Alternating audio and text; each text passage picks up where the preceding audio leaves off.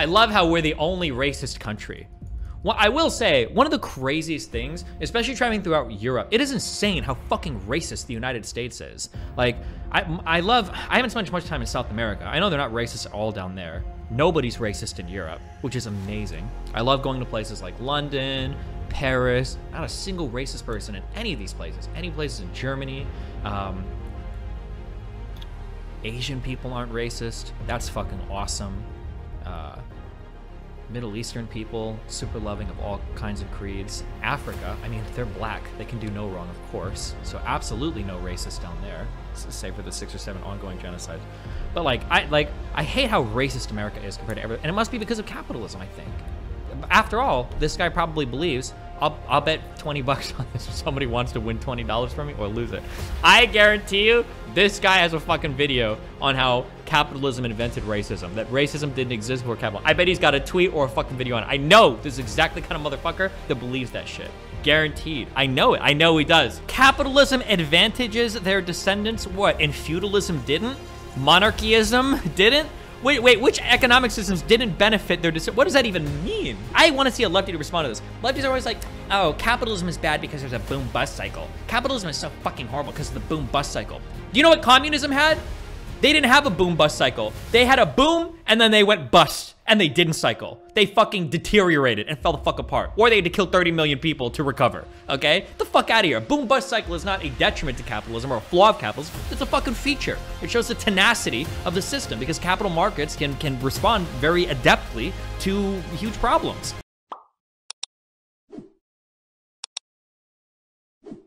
Say, for the sake of argument, there's this...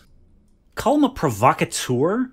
A conservative who makes his living off being a public figure, saying scandalously evil things in How is it 2022 and you're still making videos about the alt-right? I feel like it's gotta be like a super boogeyman for you at this point. Like, public because controversy equals attention, and attention equals brand recognition. He gets his writing gigs and interviews and guest spots, sometimes because people agree with the awful things he says. More often it's because he gets views. His economy runs on engagement, and hate clicks are still clicks. One revenue stream is speaking engagements, the college campus circuit. Fans at, let's say, UC Emeryville invite him as a guest lecturer. But UCE is broadly a progressive campus, which means his presence there would likely provoke a lot of outrage, maybe even a protest. And a protest would be pretty flippin' sweet. Protest means local news coverage, maybe more than local. Hell, the conservative media machine loves taking stories like this and blowing them up to national importance. If he plays his cards right, he could get his words in front of millions of people instead of just the student body of UC Emeryville. Of course, he's gonna take that gig. But the progressive students at UCE are wise to his tricks. They've seen him pull this stunt at other UCs, Stockton, Bakersfield, Vacaville. So they make the decision, we're not gonna protest. We're just gonna let him speak. Let the boy stamp his feet, and in a month, no one will even remember he was here. As the date approaches and the provocateur sees he's not getting the response he wants, he starts hinting things on social media, trying to bait a reaction. Psst. Psst, hey. I'm gonna make jokes about the Holocaust. I'm gonna say Americans treated their slaves well. Nothing. So he ups the ante, makes it personal. I'm gonna put up pre-transition photos of your trans students. I'm gonna out the queer students I've seen on Grindr. I'm gonna name which of your students I think are illegal immigrants. Student body's like, bro, do your worst. Nobody's falling for it, until one student's like, hold up. He's gonna dox immigrants in front of his audience of white nationalist gun nuts, and we're just gonna let him? You know some of his fans were... Has this happened before? I know there was one time that Milo Yiannopoulos got in trouble for, it was either outing or something to do with a trans student that was legitimately shitty. But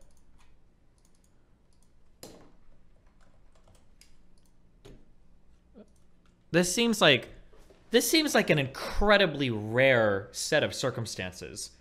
Like how many people actually follow this playbook? Besides like Milo Yiannopoulos, who hasn't been relevant for 5 years or whenever the fuck. Like, Do conservatives really rile people up like this anymore?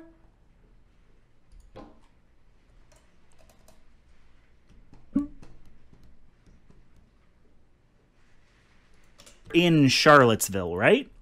What we're seeing here is a game of chicken between one group of white conservative reactionaries and one group of, let's be honest, mostly white liberals, for whom the stakes are who gets paid attention to. The provocateur doesn't have the ammunition nor the optics to attack privileged liberals directly, so he pokes and prods at various social minorities whom privileged liberals are supposed to care about, until he gets a reaction. Going after people of color is a pure Xanatos gambit for his fans. Either they get a protest and a national audience hears their reactionary rhetoric, or there's no protest and they get to fuck with some immigrants. And because white liberals are largely ignorant to the threat posed to those immigrants, white liberals are... Shut up. White liberals don't know. Bro, if liberals are white, then communists and socialists are like surface of the fucking sun white in the United States. Fucking please, dude. Like, just listen to your voice. Sorry, that's mean. Are not great at assessing the... My face when this guy's actually like the darkest, brownest, like fucking South American in all of history, and I'm just an asshole. Full scope of the danger. Often enough, this remains, to them, an argument about ideas and principles. To them, they are but words. Until someone gets hit by a car or shot, and then it's who could have predicted? The provocateur's animating force is not hatred of people of color. It's hatred of white liberals, just as white liberals' animating force is less advocacy for people of color than moral victory over conservatives. Neither side acknowledges people of color as entities in this fight. They're viewed as tools for getting white people what they want, and their suffering is viewed as an acceptable byproduct. You've maybe heard the phrase in the game... This is like such a, scathing, but okay, jeez. Patriarchy, women are not the opposing team, they are the ball. Well, in the game of imperialist, white supremacist, capitalist patriarchy, minorities are not the opposing team. They are the cars, store windows, and newspaper kiosks that get wrecked when the home team loses. Or when the home team wins. It's the Eagles fan view of oppression. And make no mistake, weaponizing or disregarding students of color is still racism. But it's racism of a kind most white people have trouble recognizing, or, to speak with a sharper edge, that white people often refuse to acknowledge. From the white provocateur who does not hate minorities directly, but is willing to utilize the hatred of others to get what he wants from some white people, who says, I will hurt them a lot just to hurt you a little, to the white liberal who does mental gymnastics to not come out and say, that is a black and brown sacrifice I'm willing to make. Racism is not always a passion, but it is tolerable, usable, easy to disregard. In a white supremacist world, it is the cost of doing business. Let me make it clear. Nothing about this is okay. Now, the weaponizing of minority suffering is employed against many minoritized groups. I could be making this video about transphobia or homophobia, and while many details would differ, I wouldn't even have to change my intro. Samuel R. Delaney, take a shot, argues that misogyny is the oldest bigotry, and therefore the model on which all other bigotries are based. I'm focusing on institutional racism as my chief example, first because this is America and the cup runneth over. Second, because in the 2016 election, the greatest indicator a person was going to vote Republican more strongly correlated than being registered as a Republican was racist sentiments. And third, I would really, especially coming from Vox, I really would be curious what racist sentiments mean there. That's something I would be very interested to know about, but... Because racism is a fundamental building block of fascism and a primary means of sowing discord on the left. But we'll get to that. I am going to curb my reflex to make every alt-right playbook some kind of definitive statement. I do not have the last word on American racism. If you want to hear about American racism from the people who experience it, here's a book. Here's 5 books. What I bring to the table is, I have, at this point, several decades experience being white.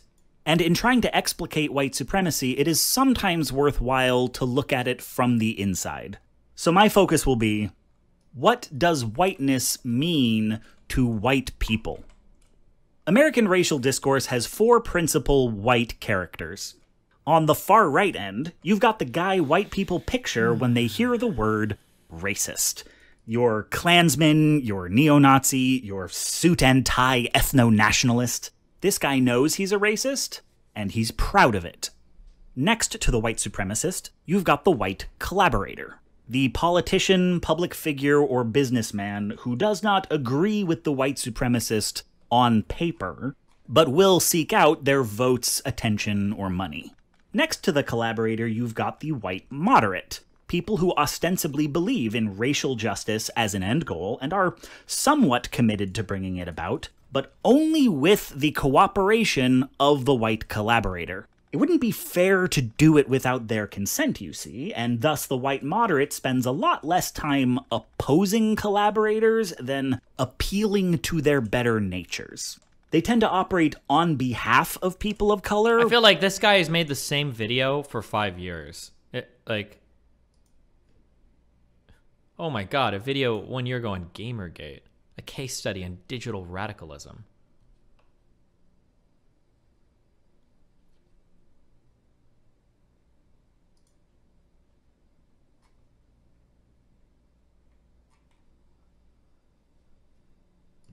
Rather than with them. Plainly put, the cost of doing business maneuver is this group using this group to attack this group using people of color as their weapon of choice. It is white supremacy in the form of 3 groups of white people fighting amongst themselves.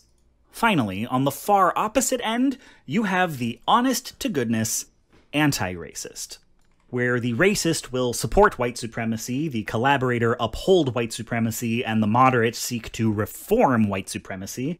Only the anti-racist is trying to get rid of it. And even they are not free from racial bias. And if you tell one of them, you are not free from racial bias, it's not guaranteed they will react well. It's just, if you're trying to fight white supremacy, they're the white folks you have the best odds with. Now, this little chorus line is not how white people typically frame the situation. Jesus we usually Christ. think of racism as a binary. There are racists, and there are non-racists. In that framing, the provocateur is someone whose allegiance we get to debate. He willingly sacrifices people of color, but without personally hating them. Does that count as #racism? This debate lasts approximately the rest of your goddamn life, which should be evidence enough that the frame is wanting. In today's framing, there are several shades of racism, and there is anti-racism. There is no non. Oh, can I think so? $20. Now, before we map the choreography of how these 4 types interact, first, a quick note on how most white people think about whiteness. Short answer, whenever possible, they prefer not to. Whiteness in America. Is it vanilla? No. It's fior di latte. Nothing but milk and sugar. When non-whites are flavors, we are the base. In the same way one does not hear one's own accent. British people have accents. That's not a lot of pots. But we just speak English normal-like. That's not a lot of pots. If you have not built your whole identity around being white, you probably don't think about your whiteness very often, and perhaps even feel uncomfortable when one points it out. For it is the white experience to passively, unconsciously, conceive of oneself as a kind of raceless default. This is privilege! Indeed, this is part of what makes privilege privilege. It's the identity that's treated as a norm, the one you don't have to think about. A movie with an all-white cast is widely perceived as being in no way about race. But that's not true of one with an all-black cast. Identities being treated as defaults makes institutional racism difficult to understand even for well-meaning white people. How can I be racist if I don't identify as a racist? How could I be part of a group I never opted into? But let us reflect. Would a group one never opted into not describe a minority? People don't choose to be gay, and while people also don't choose to be straight, being straight is normal. People don't come out as straight or have complex codes for signaling heterosexuality. Not that they'll admit to, at least. In lieu of other evidence, straightness is presumed. But if people clock you as gay, or even think they've clocked you as gay, then you stand out from the background. It makes you more visible, where the appearance of straightness makes you less so. Makes you the everyman. Of the many identities one may have at any given time on any given act. Is Destiny going to explain why this is wrong or just stop and call it cringe? I mean, it's not like... It's not really wrong, it's just cringe. Yeah, I don't know. Yeah, it's not really wrong, it's just really cringe. I don't know, I feel like having these videos of like talking about white supremacy and white nationalism and all that, and also I don't like the description of like every single moderate level liberal. It very much reeks of that like cut a liberal and a fascist bleed shit. I don't like that either. I think that's really cringe, but like the only true allies are the farthest left you can go and everybody else is literally like a racist in hiding. This guy's quoting Samuel R. Delaney. If you follow SRD's current writing, mainly Facebook, his focus is clearly Trump and the Republicans is what the problem is, not white liberals. SRD's woke writing is always in regards to arts, literature, living. Axis, there is typically only one default, whose rules operate differently to the rest. The more of these normal identities one possesses, the more accustomed one is to being the default. The idea is foreign that people might group one not by how one thinks of oneself, but by how one is perceived, and by how one impacts others. It gets hard to fathom that any more than whether or not a light-skinned Mexican gets to be white is up to them, whether or not you fit the definition of racist is not up to you. The boundaries are not policed from the inside. So, okay. Going again from right to left, this is where we find the titular alt-right. What's novel about the suit and tie ethno-nationalist is how they break from the iconography of racism. Their goal, like that of many racist people, is to attack and oppress people of color, but in such a way that the white establishment lets them get away with it. The average white person's shorthand for a racist is still primarily the Klansman and the neo-Nazi, respectively a rural working-class white nationalism and an urban working-class white nationalism. The alt-right is the gentrification of white nationalism. Their pocket squares and MBAs and $90 haircuts short out the white moderate's brain because they still associate white supremacy with white trash. Racism is worse than evil. It's common. It's why they insist reactionary conservatism is propped up by the white working class in flyover states, despite all evidence to the contrary. The alt-right can't be as bad as everyone says, because whoever heard of a racist going to Harvard? The alt-right bridges the gap between white nationalism and the rest of white culture using class signifiers to gain access to the political and social capital of the more mainstream collaborator, and getting the moderate to treat them not as someone to be ignored, but someone to bargain with in good faith. The collaborator finds value in this relationship. I also don't like that, like, there is this really weird far-left framing that basically justifies treating everybody that politically disagrees. Jesus fuck. It basically justifies treating everybody that politically disagrees with you as, like, human scum. That because, like, everybody's on the border of, like, being a fascist, or everybody's ready to, like, make concessions to fascists. Like, I don't like this particular ideology because of that justification, too. Because regardless of one's position on it, racism works. A police officer may not be personally racist, but when it's the end of the month and they need to hand out a few more tickets to make quota, it's safest to do so in a low-income neighborhood where the average driver can't make their life hell by hiring a lawyer. And due to decades of racist redlining, most low-income neighborhoods are disproportionately black and Latine, so... And a prison warden may not be personally racist, but white people are approved by jury selection more often than people who think the justice system itself is racist, so black and Latine people are the easiest to jail, and private prisons get more funding when they're full, so... And a conservative politician may not be personally racist, but black and Latine people predominantly vote Democrat, and since they're disproportionately imprisoned, if the politician denies convicts the right to vote, they're more likely to get reelected, so... I don't know whether the labor unions and their bosses really hate me. That doesn't matter, but I know I'm not in their unions. I don't know if the real estate lobby is anything against black people, but I know the real estate lobbies keep me in the ghetto. I don't know if the Board of Education hates black people, but I know the textbooks they give my children to read and the schools that we have to go to. Now, frequently enough, these people are self-identified, card-carrying racists. I don't see any cringe or issue with calling out moderates as a part of the problem. MLK literally made the same argument. So here's the issue, okay?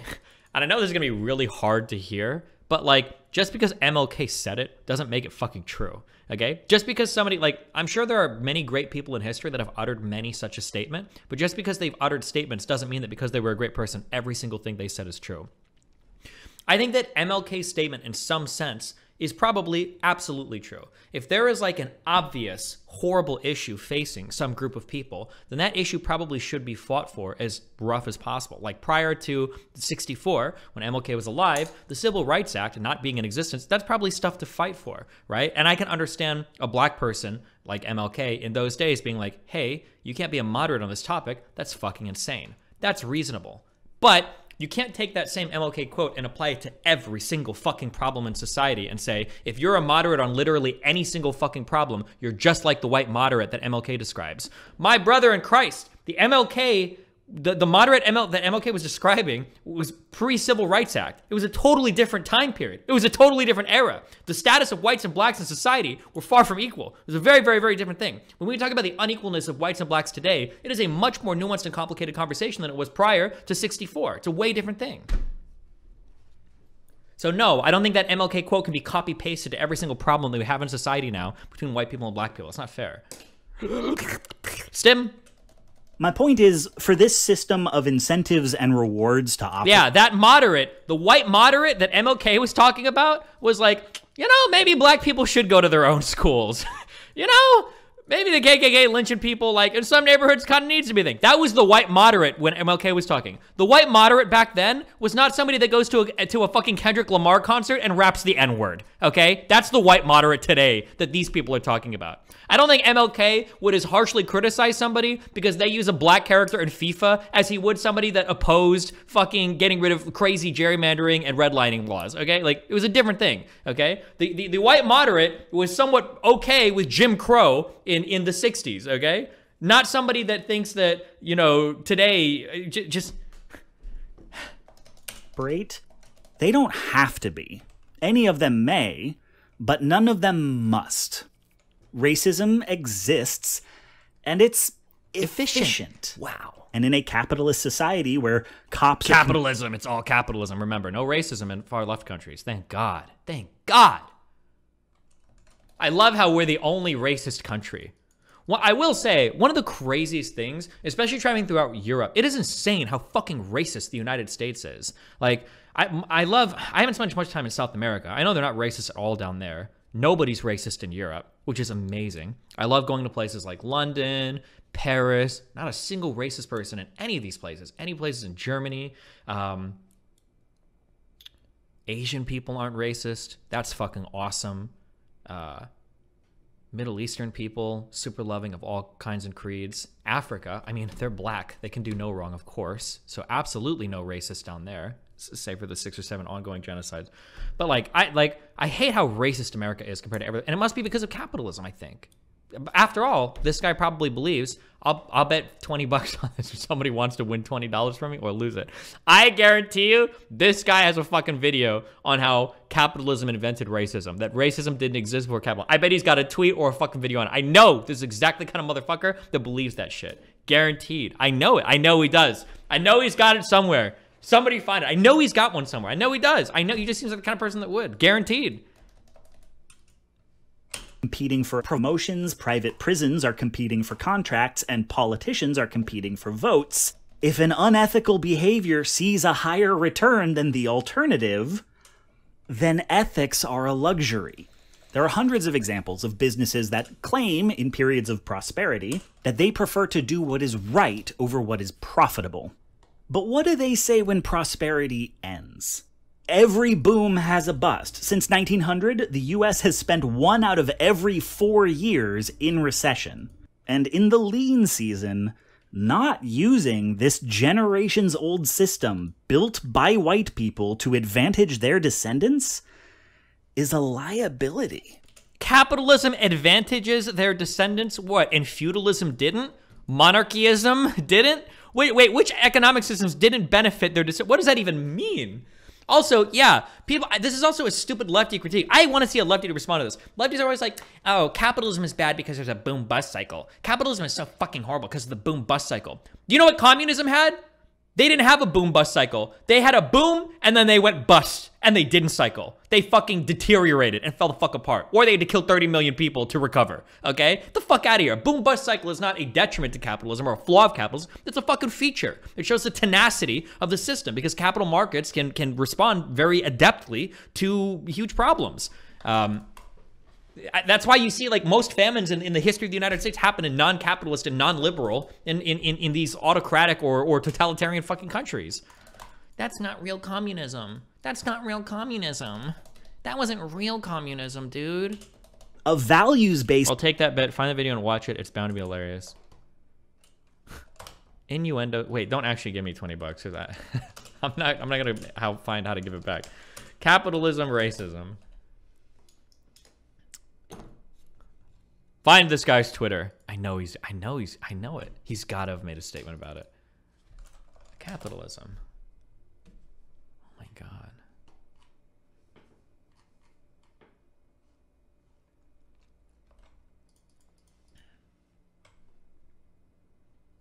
I take issue with the racism as a byproduct of capitalist narrative, in no small part because it predates capitalism. Oh no! Okay, I owe all of you $20.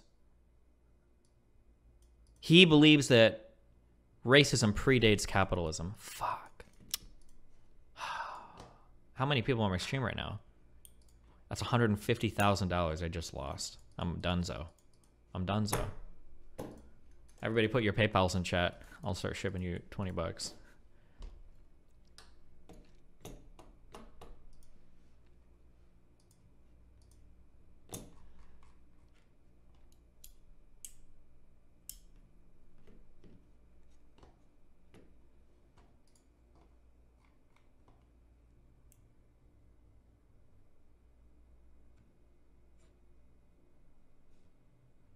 Oh, wait, hold on. Wait. Hold on, wait. From the top ropes. Wait a second.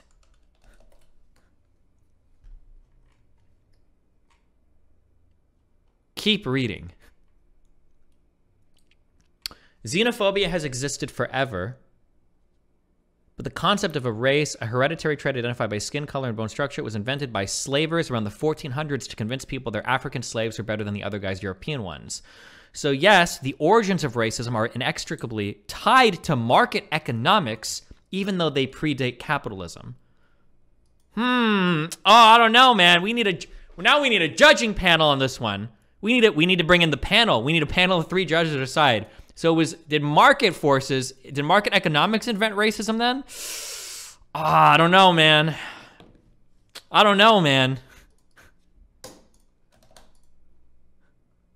We'll call it a wash. Okay, I'll be nice to you, even though you guys should be paying me $150,000 now.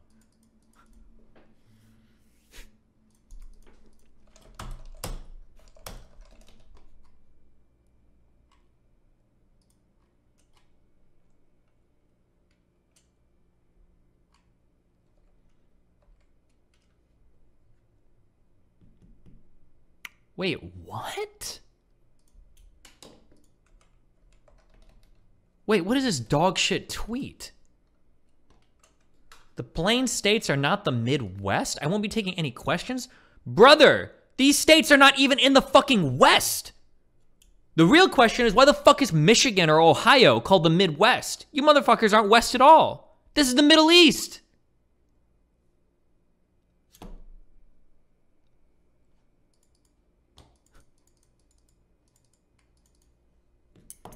You're already the Great Lakes region. Why do you need to be part of the Midwest as well? Kick these fucking losers out of here, dude. I think it's based off of colonial times. Oh, my bad. Let me check my watch. Oh, it's not 1773. I don't give a fuck.